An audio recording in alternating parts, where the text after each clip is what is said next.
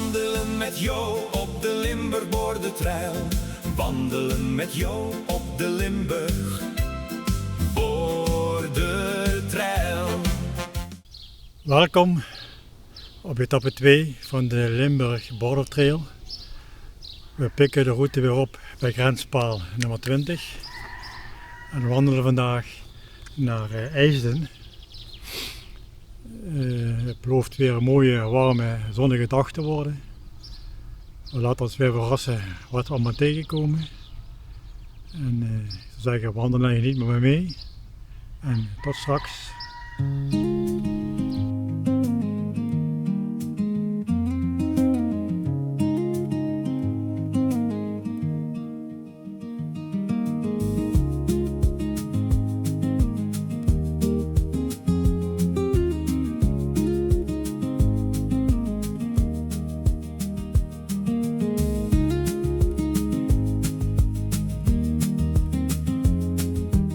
Ik wandel hier door Ulvent, dat zowel tot België als tot Nederland behoort.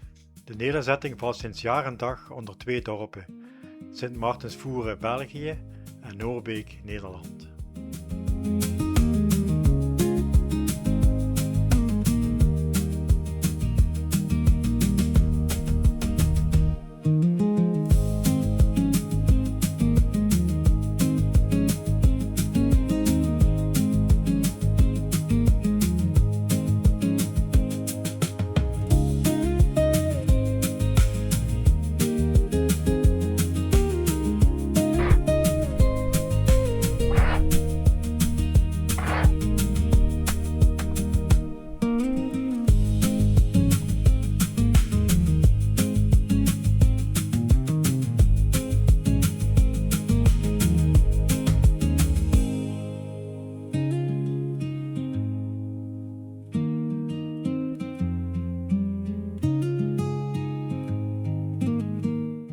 Een welverdiend boterhammetje.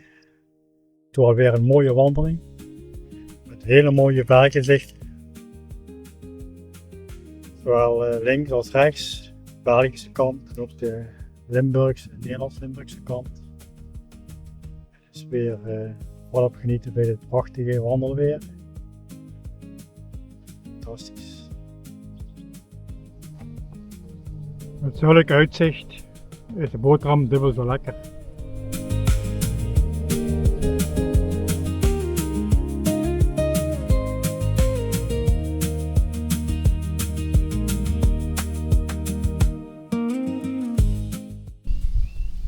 Ik sta hier bij grenspaal 22 op het Kattenrot op een hoogte van 209 meter.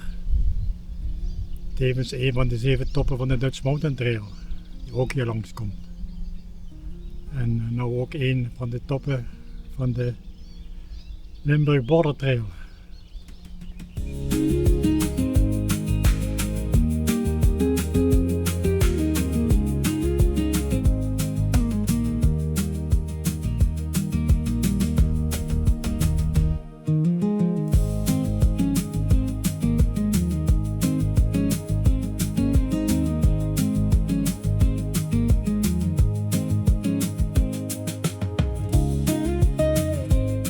We zien hier het landgoed Altenbroek, met het kasteel Altenbroek in de Belgische gemeente Voeren in Limburg in het dal van het beekje de Noor.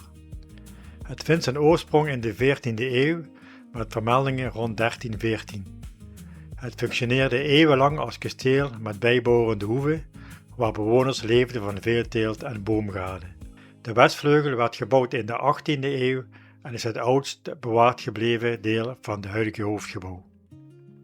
In de 17e en 18e eeuw diende het als geliefd lustoord voor adellijke families zoals de graven van Dalem en Hoensbroek.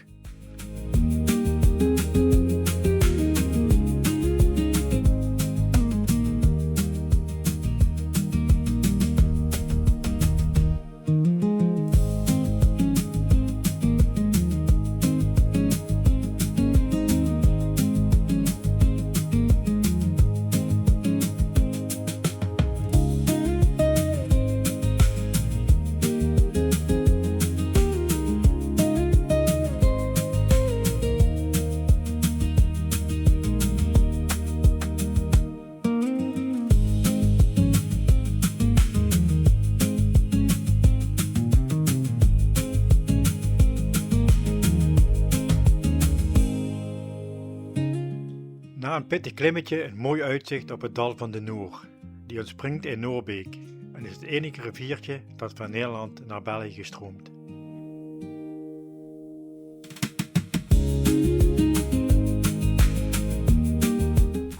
Ik loop nu een stukje anders dan dat ik gepland had.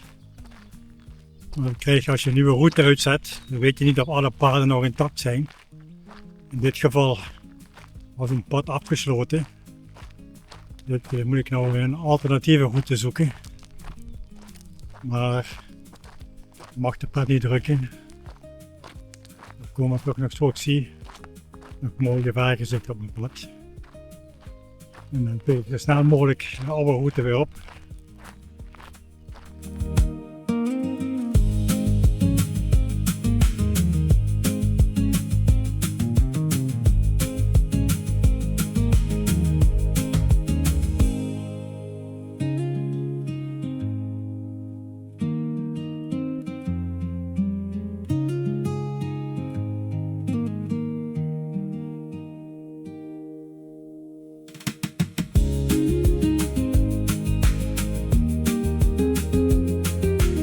Ik wandel hier door Schavenvoeren, een lintdorp langs het riviertje de Voer. Het was een zelfstandige gemeente tot 1977 en ligt op een hoogte van 88 meter.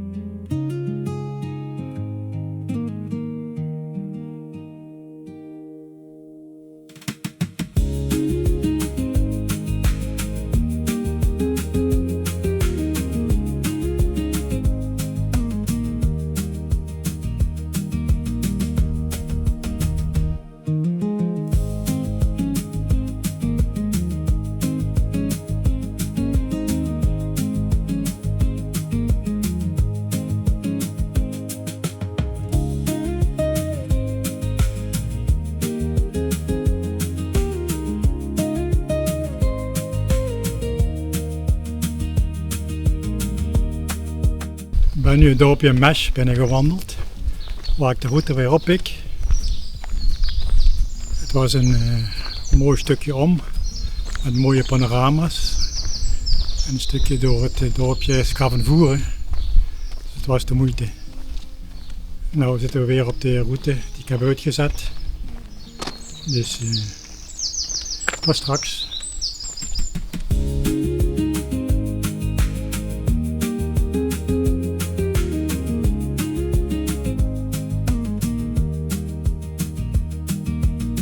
Hier zien we een bruggetje over de Voer, waar deze enige foto van de bevrijding van Mesch is genomen op 12 september 1944.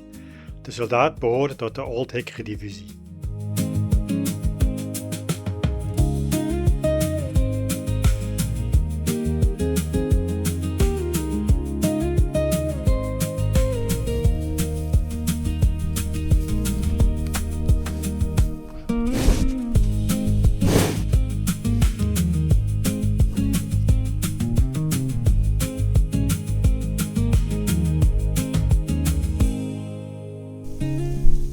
Ik sta hier bij grenspaal 35. Hier begon op 12 september 1944 om 10 uur de bevrijding van Nederland. De Old Hickory Divisie trok hier de grens over. Dezelfde dag dat de Old Hickory Division Nederland binnentrok, sneuvelde deze soldaat op de eerste dag van de bevrijding van Nederland. Leonard J. Hofman.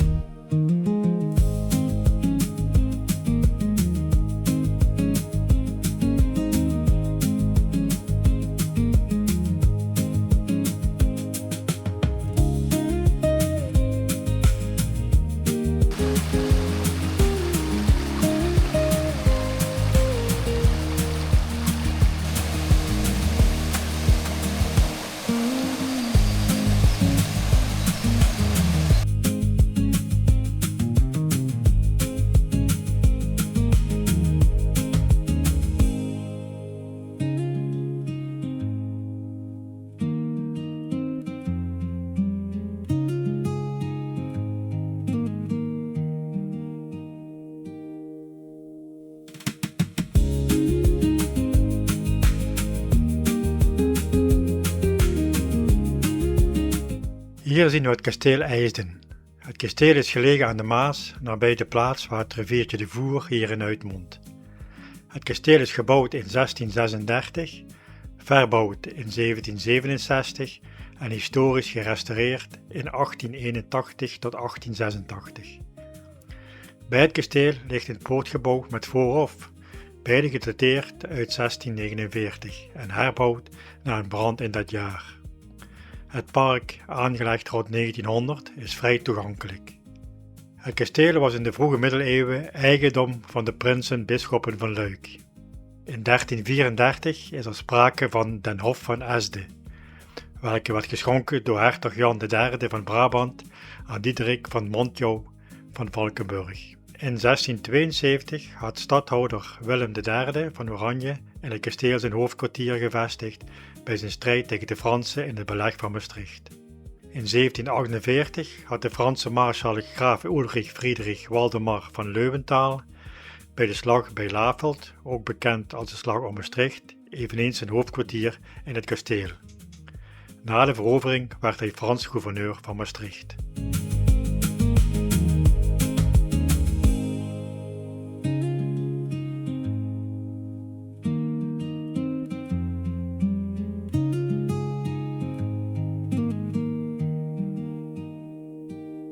Het zit er weer op voor vandaag. Het was weer een mooie afwisselende wandeling. Met af en toe asfalt, maar dat is niet te voorkomen. Ik heb enorm genoten. Ik hoop jullie ook.